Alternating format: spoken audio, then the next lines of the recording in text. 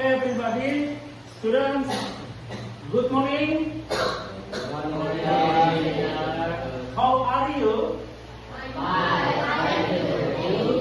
Fine, thank you. Are you okay? Nih kalau sudah kan kalau are you okay ya? Dua.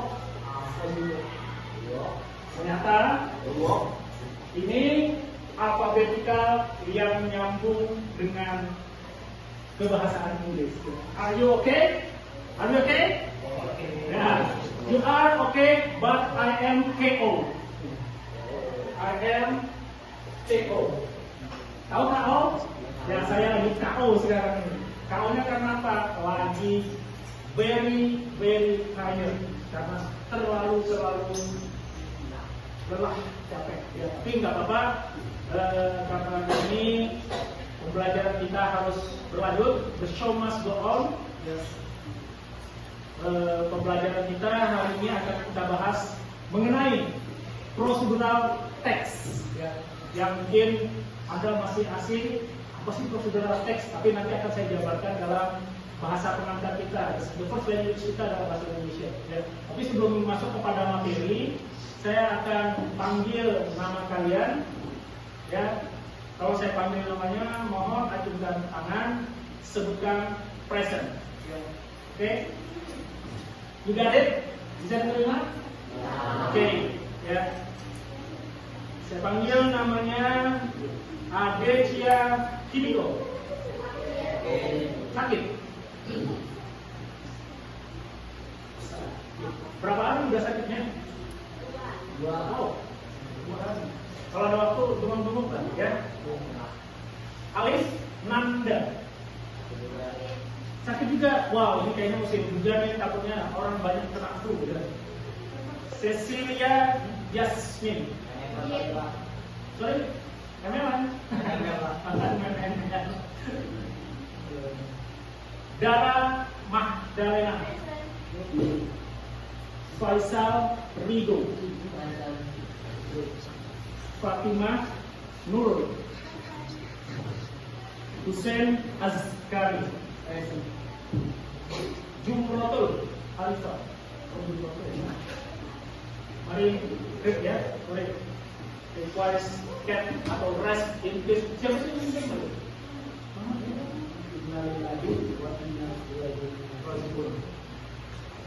Alif Ali Akbar.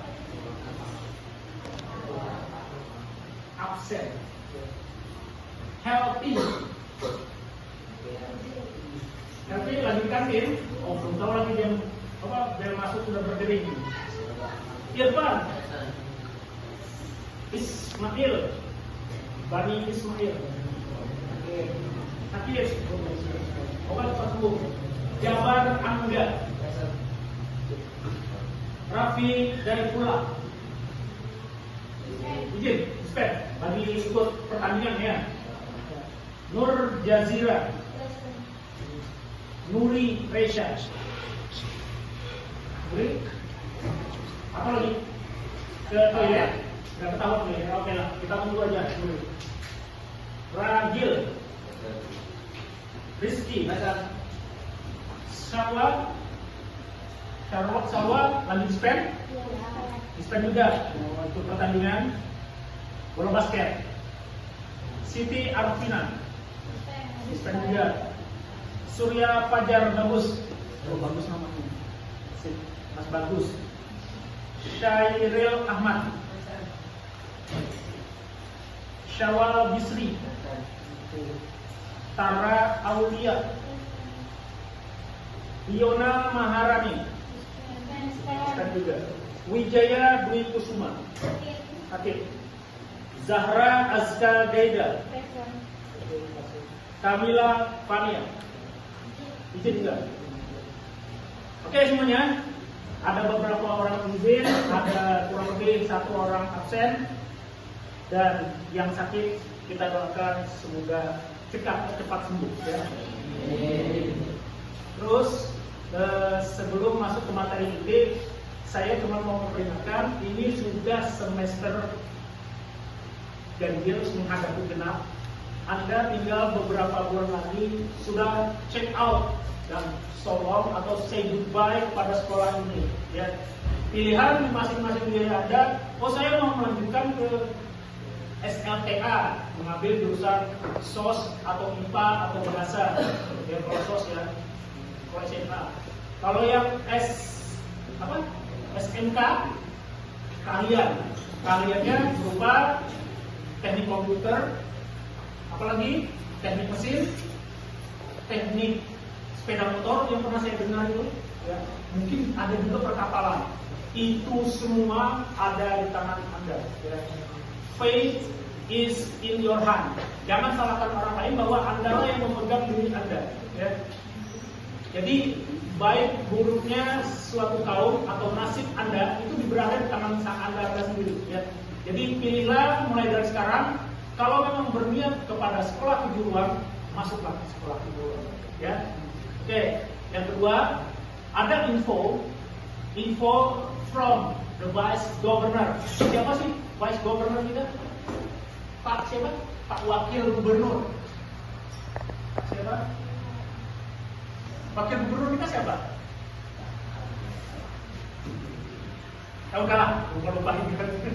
Nah, barusan saya dapat info dari Pak Wakil Gubernur dan dia dapat info dari BMKG, ya, diperingatkan kepada seluruh masyarakat Samarinda bahwa ini hampir merata disaster. Apa itu disaster? Hampir merata.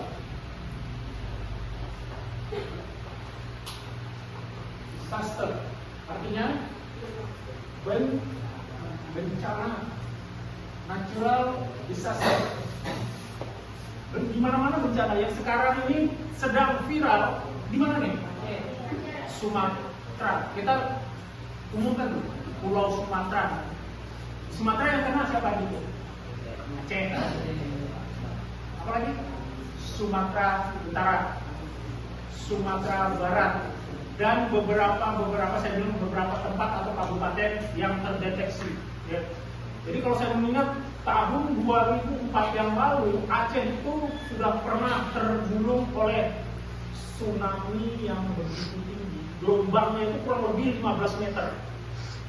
15 meter. Ini bangunan selesai. Ya. 15 meter. Tidak enak-enaknya. Ratusan ribu orang nyawanya hilang. Dan yang bencana terbaru ini kurang lebih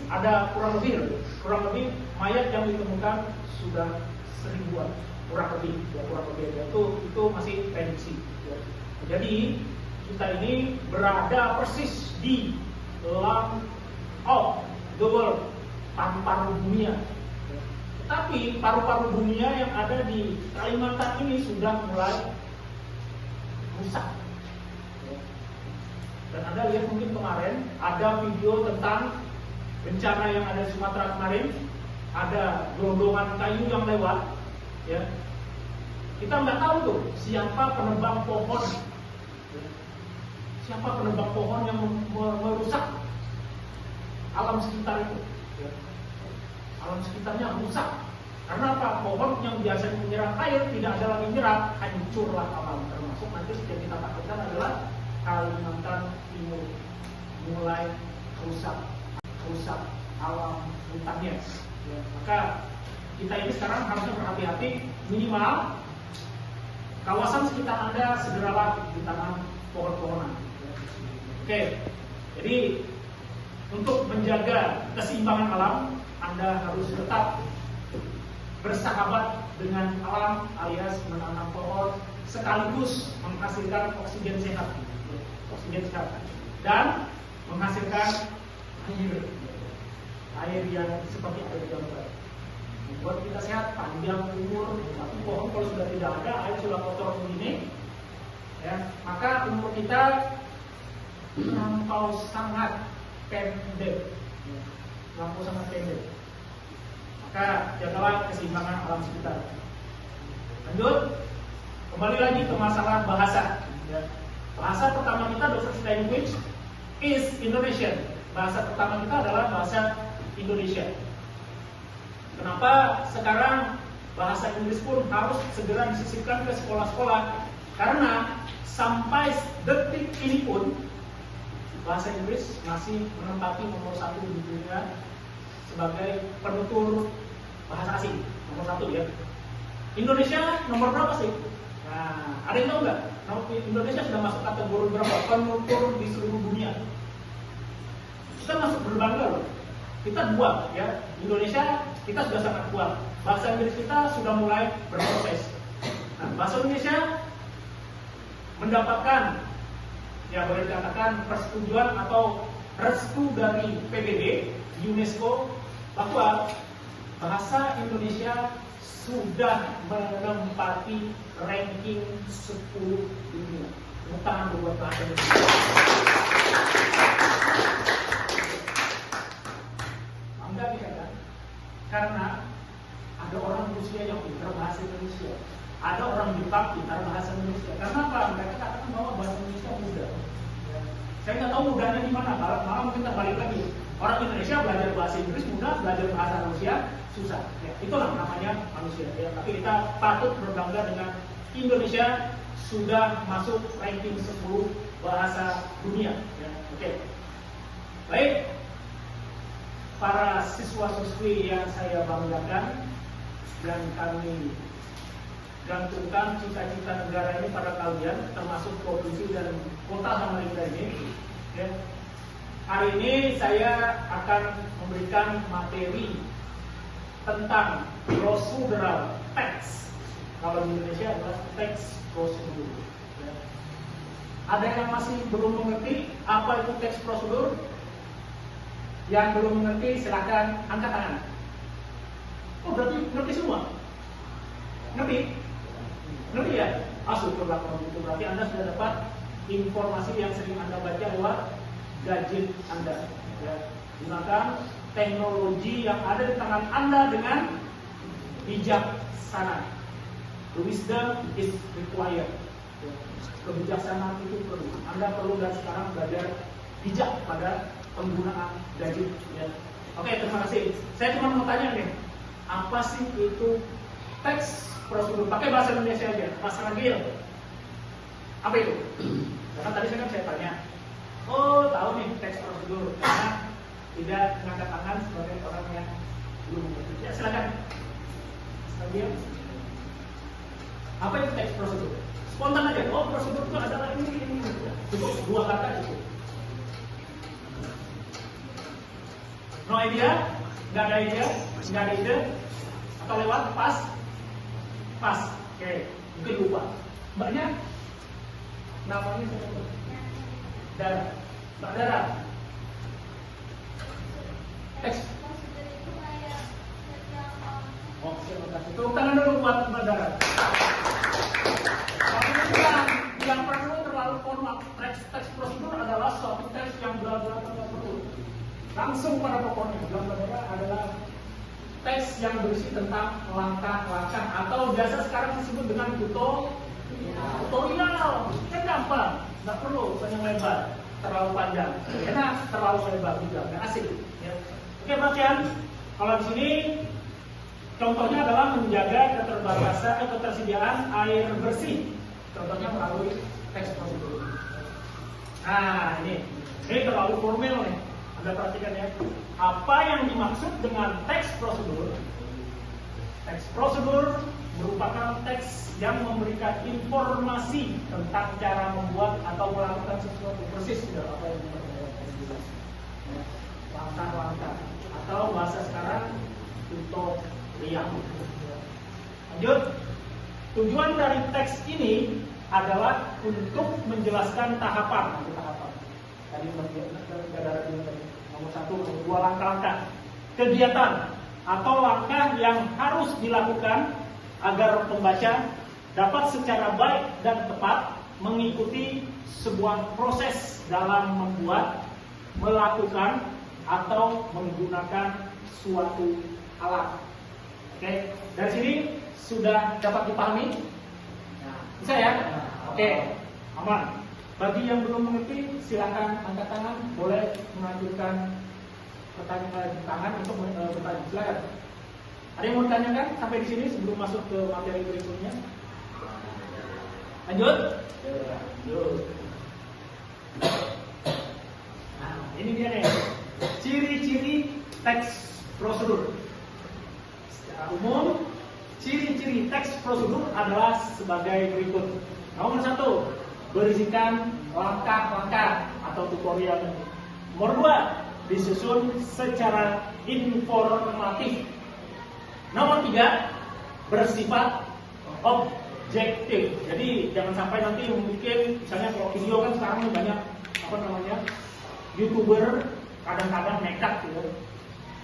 Mungkin tapi sekarang lagi ramai mantan presiden kita.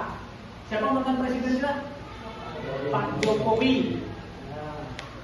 Disangka, kan cuma disangka menggunakan ijazah.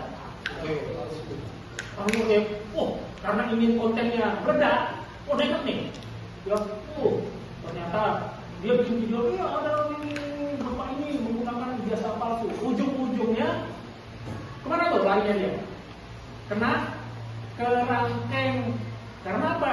Objektivitasnya tidak ada. Jadi dia membuat tutorial atau video itu hanya untuk sekadar meningkatkan viewers, like, comment, subscribe. Hati-hati ya. Bijaklah kembali lagi menggunakan gadget ya. Karena sekarang ini adalah pembelajaran abad 21. Anda sudah melampaui itu ya. Beda sama zaman-zaman kami. Zaman-zaman kami aduh gadget begini suatu barang yang super langka, sudah super langka lagi ya. Maka berbahagialah Anda masuk pada dunia teknologi digital yang luar biasa canggih. Semua informasi ada di tangan kalian. Cuman kelemahannya anak-anak sekarang susah untuk dikontrol ya. Dan gadget, apa yang mereka pegang, apa yang mereka tonton, apa yang mereka baca, apa mereka mainkan di dalam gadget itu orang tua hampir tak bisa mengontrol. Karena orang tua pun mulai menyesuaikan diri juga dengan teknologi tadi ya. Karena kalian ini masuk zaman teknologi digital yang super cepat, orang tua Anda itu kadang-kadang lambat menyesuaikan dengan Anda yang sudah terlalu mahir bermain gadget ya. Nah, makanya kembali lagi, kalaupun Anda misalnya nih